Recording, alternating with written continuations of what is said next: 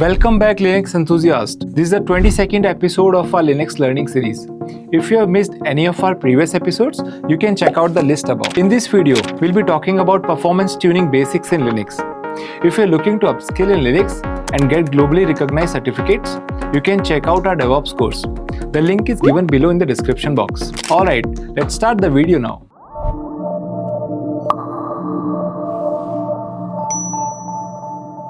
Alright, so now let's talk about the performance tuning basics in the Linux systems. So when I say performance tuning, what are we talking about? We are talking about the performance of our hardware, the performance, how the application softwares are running, how do you manage those performance, how do you make sure you evaluate the best performance and best suitable conditions for the application softwares to run. So admin should have knowledge about how do they tune the performances in the Linux system. So there are a variety of tools which are available. You might see that we have come across when we were talking about disk management, CPU management, and memory management. So that is nothing but a way of tune your system, the performance tuning you do. So we'll be discussing about that today in this chapter, and then we'll be seeing how do you do the network tuning, how do you swap the memories tuning, and how do you see what kind of memories are being coming up and going out. So a few tools you will see, they are like overlapping what we have already being discussed, but yeah, it's part of the performance and tuning session, so that we'll be seeing now. Just to start that, we will see. So let's talk about some tools in terms of CPU performance and optimizations. So for example, you can use command top that we have seen before as well. So top is a command which can tell you the real-time situations of your system. When I say real-time situation, what does it mean? Currently, whatever the process which is running on the machine, you can see the list of those processes, and also you can see the number of percentage of CPU it is basically using, or percentage of memory it is using. So you will see all that. And apart from that, you will see what is the priority of a process, and you can tweak the priority accordingly depending on your use cases and what is the process. And for example, like you can see it here, we are seeing it, the machine is currently up for last 3 days. Okay, one user is currently logged into this machine. What is the load average, which is 1 minute, 5 minute, and 15 minute load average on your machine. So, and then number of tasks which are currently running, sleeping, and zombie and stopped states. Then you will also see the priority, the percentage usage of your process for the user state or system state, and ID wise as well. And then similarly about the memory use cases for swap memories or physical memories or any process. So this will tell you kind of a real-time logs. You can think like real-time awareness of your process or tasks which are being currently running on your systems.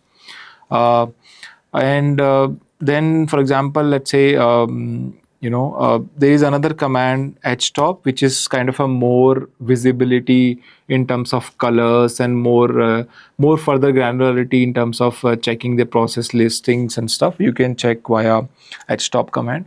Here you can basically sort or search. Let's say there are function keys. You can search, let's say if I search init, so it will highlight the process to me. So you can do more analysis with the help of further tools, let's say searching or sorting, or you can change the priorities. So you can see in the below there are function keys F1, F2, F3. So those are the keys which basically help to identify what do you want to see here. You see the setup, search, filtering, then you sort and change the priorities, or if you want to kill a process, so you can say F9. So it will basically open up the signals that you would want to pursue. So currently you can see there are total 64 signals available on the Linux machine at this moment. So if you remember that we spoke about kill command in our previous lectures when we were talking about process management. So we used option kill -9. So that is basically a forceful kill. So under the hood, that kill -9 uses sig kill. That's a signal that is being passed, or you can say interpret, to the kernel, and then kernel immediately kill a process without asking for any approval stuff. So those things you can see, and the visibility or articulation in the form of good graphical and more readable format, like how many tasks are running and threads, CPU threads which are currently running, you can see it up here. And load average also. So 1 minute load average and 3 minute and 15 minutes. So for example, let's say I'll explain in this way. Let's say there is 4 core machine, okay, which means there are 4 cores of CPU available. And if I say, current load average is, let's say for 1 minute, it is 90% or 90% utilized, that is fine, still fine. Or 5 minutes, it's let's say 110, and 15 minutes, it's let's say 97. So there is no need to worry, because uh, with the time, if you see 5 minute and 15 minutes load average are comparatively less. If it is, let's say, you have a 4 core machine and you have a load average of 400, which means that all 4 cores are will be used.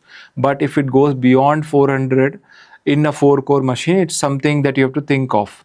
But if 15 minutes says load average is 400, which means it's okay, because it will work, it will process things. Might be a little slow, but it will work. But for what if the load average is 800? In that case, it's like double of what your capability of CPU to pursue or take the threads. Then it means something has to be worried, because in coming 15 minutes there will be more process will be there in the queue. And the way it is going, definitely in the future of 15 minutes, it will make a problem for the system. So that you have to think of. Similarly for 5 minutes area or 1 minute area. So if it for 1 minute, if it is let's say 100, it's fine. If it is beyond 100, which means like, or 400, it's for a 4 core machine, yeah, it's something, it's fine. But if it is double or more than that, it's something problematic. But for a long duration, 5 minute and 15 minutes, if it is really double of your capability of your core, then you have to think something, because in future also in 15 minutes there are chances that more queue will pile up, and then the process will not be able to sustainable in terms of the current usage of or of our CPU or infrastructure, whatever we have availability. So these are the terms which are being useful to manage a system.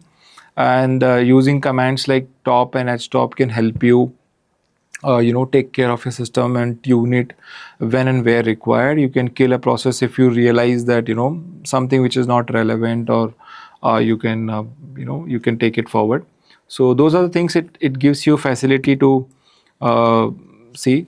After that, like as we spoke in the previous chapters also, you can use command ps that can list down the process. PSAUX will list down all the processes which are running, but not the real time. And you can further grab the process and check the priorities. So those are the things that you can do in terms of process CPU performances. If we talk about memory stuff, so there are tools like free.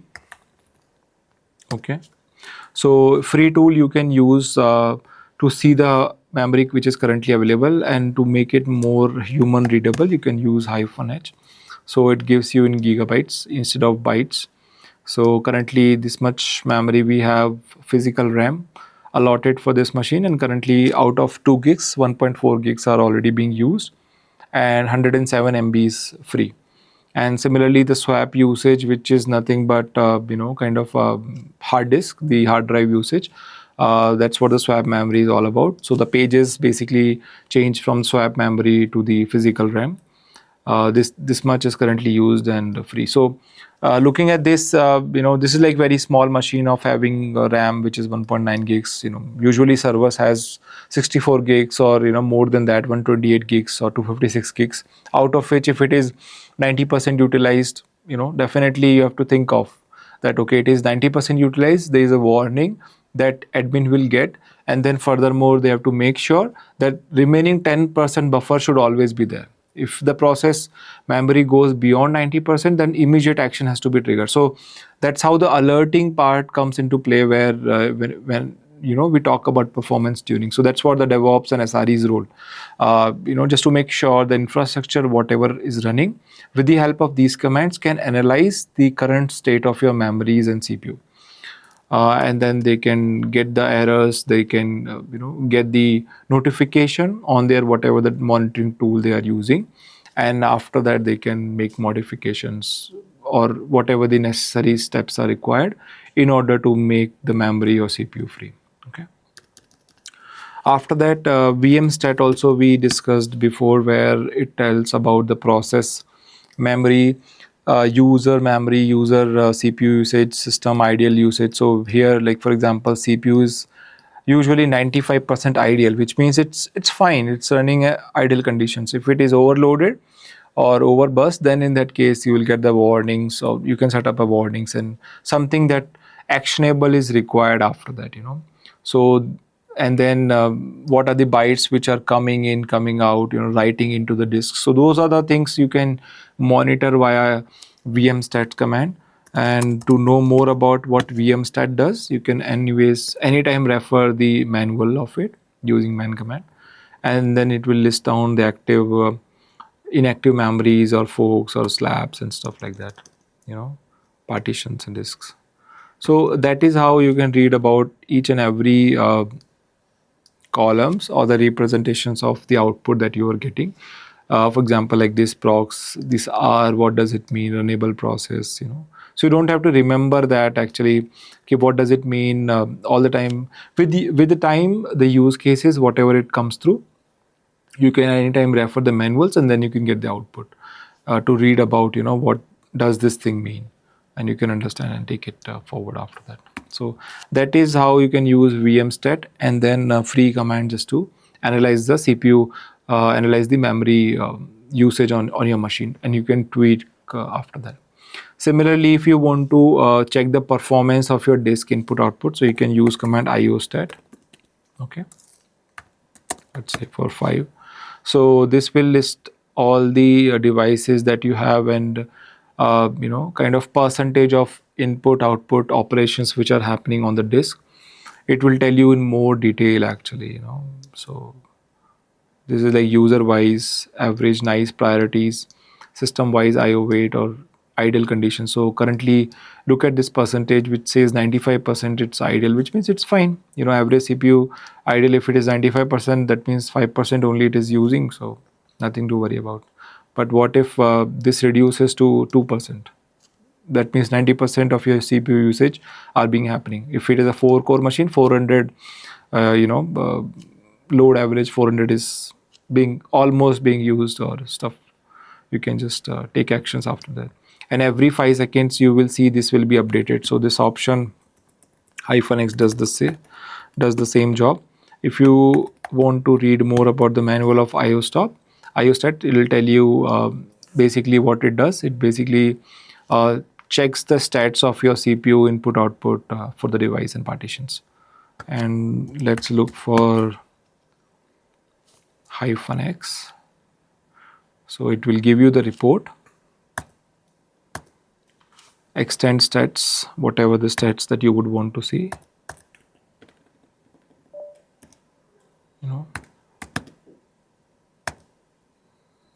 And then you can check for what display you want to see the stats and at what interval. Let's say in this case, this will give me the stats for SDA every 2 seconds and SDB every 6 seconds, something like that. So let's try to execute this command. I hope we have SDA and SDB both. So for SDA it has given me, if you look at here, every 2 seconds you will be getting that for SDA. So it will keep on updating, and 6 times it has given me. 1, 2, 3, 4, 5, 6. So that's how you can monitor. Let's monitor for our disk SDB also. So it will give the device area, QSZ, whatever the marking is available on the system. It has given me all these details. So that's how you can check, okay, this disk is also ideal, where it's fine. I mean, it's not doing too much of writing on your disk. So for example, like these kind of utilities are helpful in terms of databases, where or let's say any analytics tools, for example, Kafka. So which basically writes quick, very milliseconds of partitions. In the partitions they write topics and stuff, right? So it does very too much, let's say a batch of 10,000 in seconds. So it is just process and write too much of disk So in that case, there are chances that the compute power that you are using for your CPU, it can be overwhelmed, where it is not ideal 95%. It's like always overburst, where these are writings are too much. So in that case, admin has to either increase the disk. If you're using AWS, then you can extend it, or you can get the on-demand stuff. So those are the actions. There are various action in terms of cloud computing also, or if you're using any on-premises, then you have to additional add the storage and disk to make sure that input output operations performs, and the performance should not get affected because of that. So yeah, so these are the utilities that can help you in that situations, where you should be having awareness about these utilities. Okay, when and where required, you can use these utilities and get the stats about your IO for the CPUs. So that is how you can capture. For network, there are some utilities like if top is there. Yeah, so this will give more detail about your network relationships in order to transfer the connections and stuff. So you can get press H. So this will display what it does. Actually, it's very good utility. It can tell you how do you toggle the DNS resolution if you want to toggle it, whatever it is. Let's say if I press N, so this will be off. If I press N again, it will be on. So it will take the stats, print out in front of me, and then tell about DNS operations, or any network sort of things, on the socket, TCP, IP, whatever, right?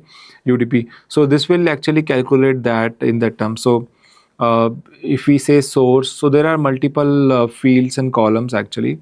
So there are like source, destination, then how much bytes it is sending, which is a TX byte, and how much bytes it is receiving, the RX byte, and how much is the total byte in terms of network it is being transferred or receiving, and transferring it. So if you calculate, just add up these two values, you will get 1.14 kbs.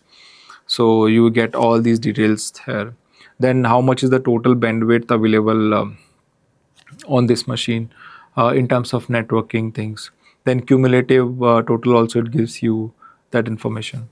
So in the, if you look at like in the leftmost column, so you get like average bandwidth usage over last 2 seconds. So this will tell you that bandwidth stuff, whatever the bandwidth you're getting currently. And if I, let's say, access something, or let's say Google, so it will capture all these information actually.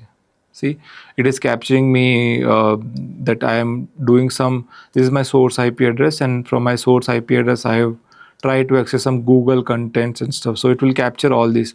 If you don't want host name to come up, so you can press H and toggle that DNS resolution. So in that case, what will happen is, if you refresh this page again, so you will get IP addresses, or DNS resolutions will be toggled. Let me switch it off, and instead of that, toggle show destination and host, or D, hide destination host, so it will not display that destination host to you. So you can just play around with it, and there are options that you can use it. For example, like port also, if you don't want to see the port, you can just say capital D. So the destination port is disabled, and you see the changes here in terms of byte, because you are doing some sort of searching in terms of network stuff. So it will basically go up, and let's do one more time.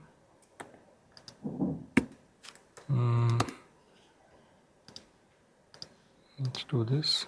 Yeah, so this will actually, it can help you to identify the traffic or the packets which are going on the internet in terms of networking sockets, what it is actually doing. So all these things you can see it up, and then accordingly you can tweak it actually.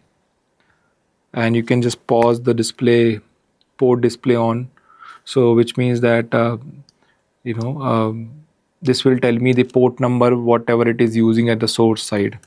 Capital D, port display source. Capital D, port display on. Okay, then source column, hide source host.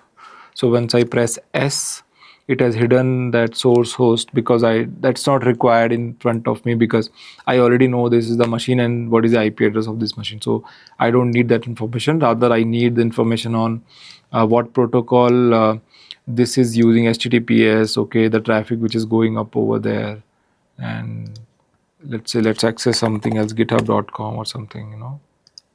So this will tell me github.com, you have reached here.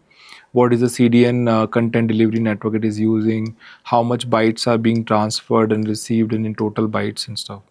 So you see all these rates, and utility kind of help you to analyze the network related performance. You can just use it.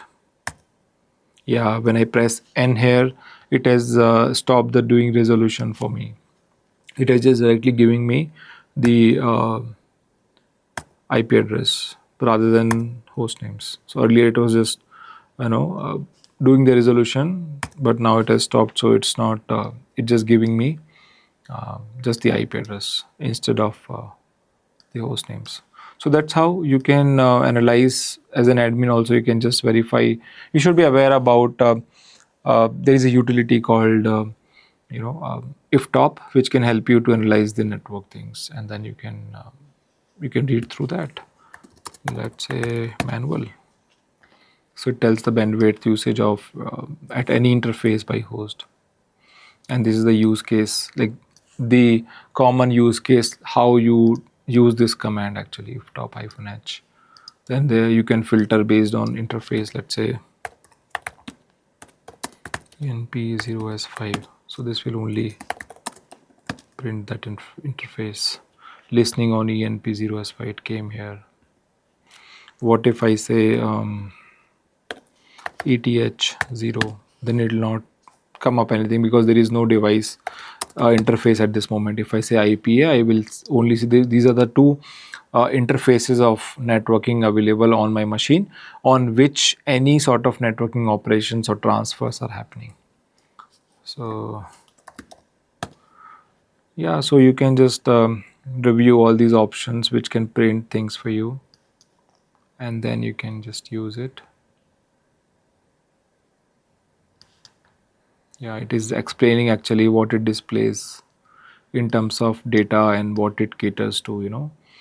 These arrows, what does it mean? This is like transferable, like it is going from source to a destination. This is coming from destination to source. Like when you download anything, when you try to fetch things, you get details about let's say if I refresh it, and then if top,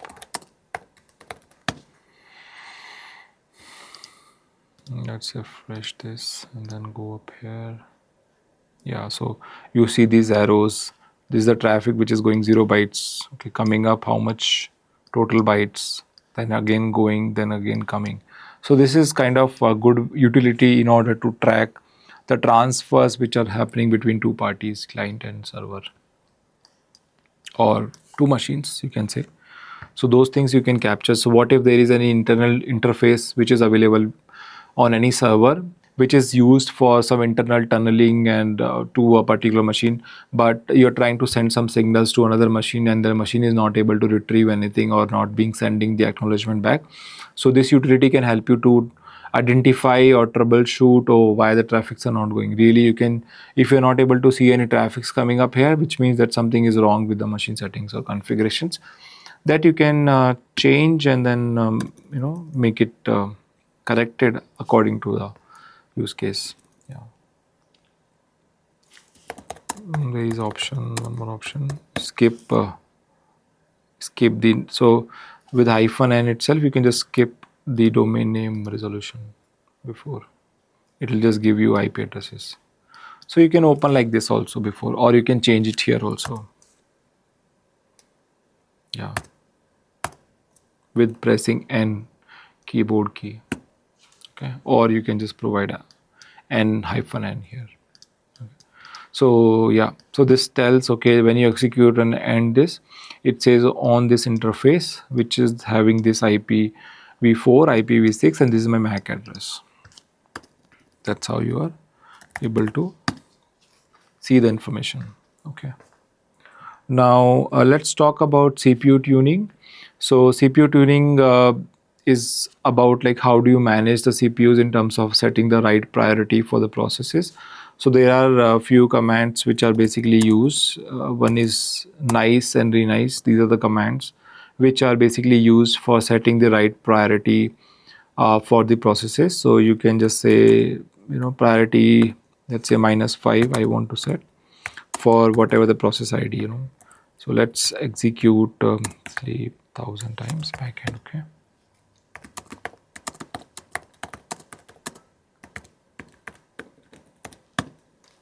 So this is my process running. The process ID is this. Okay. Now let's change the priority of it. Minus is like more aggressive. You want this to be completed and give your CPU first preference in order to pursue this. So old priority was set to 0, but now it's set to -5. So you can see this now. If it is showing up here, it's not showing, then we can see netstop. Let's filter based on searching and say sleep. Yeah. So in sleep, you see -5 is set here at the priority NI value. So that's how you can actually see the change, and it will come up and it will take it up. So it's tuning in the sense like you're making your CPU to tune a way that it picks up certain processes with the high priority and takes up another processes which are not relevant at this moment with the high priority. You can reduce down the priority for them. So that's how you can tune your CPUs usage and stuff. And if we say the memory tuning, so there are a couple of things. One is swap memories that we say, right? So swap memory, swappiness adjustments. How do you do that? So there is a file actually which is available. Swappiness. So currently the swappiness is set to 10. So basically it refers the tuning the behavior of Linux kernel's memory management, specifically the balance between RAM and the swap space. So which means that how much swap will be used, how much physical RAM would be used, and how much hard disk would be used. And then it's kind of a kernel parameter. Uh, According to the number that you are providing in this file, it will change the kernel parameter, and then it will ask kernel to make sure that you do this much of swapping in terms of memory swapping adjustment. So you can just do like that. And so basically the swap space is a reserved portion of your disk storage, as I spoke already, that from your disk, from a hard disk, you can reserve some portion of hard disk just to make that hard disk available as a swap memory. It's like a memory, but not as active or as more performatic than the physical RAM. And then the value of the swappiness is between 0 to 100. You can just make a note of it. The lower value basically makes the kernel avoid swapping as much as possible, which means that keeping the data into the RAM. But if you go increase the value, let's say 100 or more than 60 to 100, that means that you do more swapping. So when in case of more swapping, those processes which are not really required the active physical RAM to perform, for that swapping is fine. But the process which really required active RAM to be progress and then make it work, or it require utilization, in that case it's good to have the value lower as possible. So the value can vary, and you can change the value by using either by editing this file or sysctl. We can use sysctl ifvm.swappiness. And say if I set 50, so this will change the value of swappiness value. So if you again do cat, it will change the value, which means that it is still keep the data in the RAM, but again the behavior of that swappiness will be taken place slowly, but if you increase it furthermore, let's say 60 or above, then it will do more swapping than keeping the data into the physical RAM. Okay, and if you want to save this sysctl changes, so there is a command called sudo on the fly sysctl -p. So this will update the changes. So this is how sysctl is the utility. I think we discussed that in the last chapter. We were talking about changes on the fly that you can make in terms of modules and stuff for the kernels. So I'll just show it up here. Yeah. So this can configure the kernel parameter and at a runtime. So it's kind of, there are a variety of parameters which are available. So any file that you want.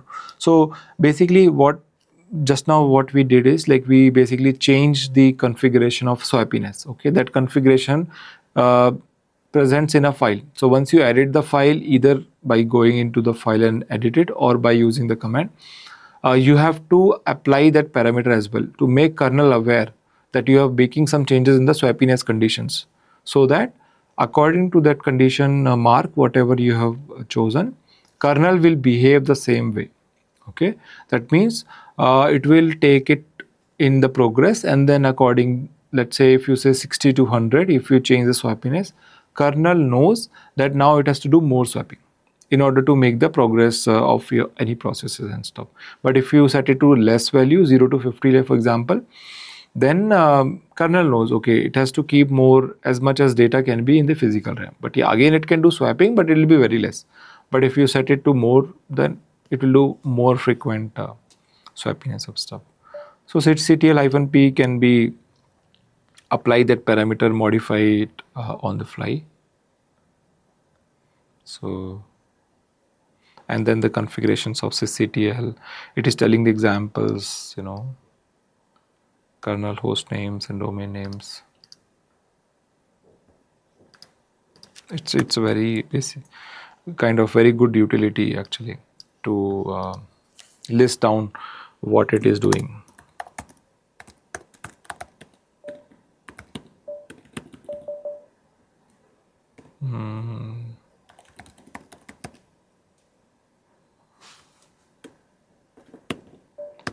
Okay. So whatever the information you're seeing it here, the same information it is telling the host name. Yeah. So sysctl is a kind of a good utility wherever you make any changes. Just now we did for the swappiness, which is the management of your swap memory, tuning of your swap memory. So you have activated those changes in the kernel level, right? Similarly, like for disk IO, also you can just make a change.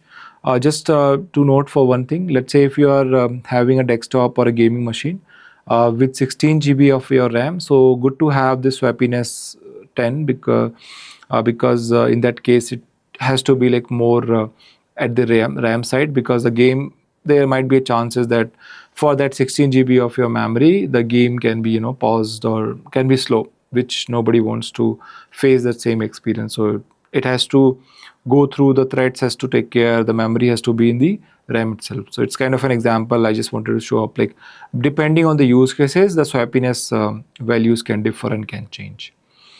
Now if we see about the disk IO tuning, so mostly for disk things we see the file etcfs tab. When you remember we were talking about disk management, so we discussed this file where it holds the entry of your all mount points on your file system, and here also you can change these values. For example, like you can add these values to swap it for the memories, and then do you want to dump the data or run the backups and stuff. So like for example, like there are furthermore, instead of default also you can add more. So for example, like this whatever it is mounted, This is nothing but swap. It's kind of a swap memory kind of will be using. So you can add more level of options available here. Instead of default, you can have RW, read write, read only, RO you can do, or you can say there is one more called no a time. So these are the options that you can list down, which will change the behavior of it. Yeah. And then mounting only, we saw that execution or non-execution in terms of that options as well. Let me see if holds these options actually, so that you don't have to remember. So yeah, you don't have to remember what all options are supported. So you can just go through this manual. It will tell you what defaults mean, what no auto means, not automatically mounts, or allow a user, or no fail. So it will tell you the examples, the usage of all these fields which are present in etcfs tab entries.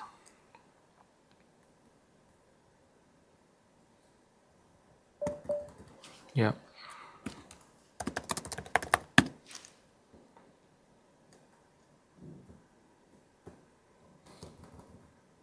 Similarly, like mount command also can list down what actually you're trying to mount. Is the device being labeled or not, and what is the ID of it? And so these are the utilities which can help you for the CPU tuning and disk tuning or memory tuning that we have seen so far, and file system that it would want to check for those file systems. Like there are various of file system: ext4, xfs, brtfs, btrfs, vfat, and ntfs. So these are like vfat, ntfs. These are all Windows supported system. FAT64, FAT32 based mounting of the file system that you are doing, and then you can just add up a journal level of things on top of it. Then there are something called quota management, user quota, and group quotas, basically to enable the quota, which will limit the usage for the user. Let's see if quota is there or not. Okay, it's not this utility. Let's see. Okay, let's download it, the quota.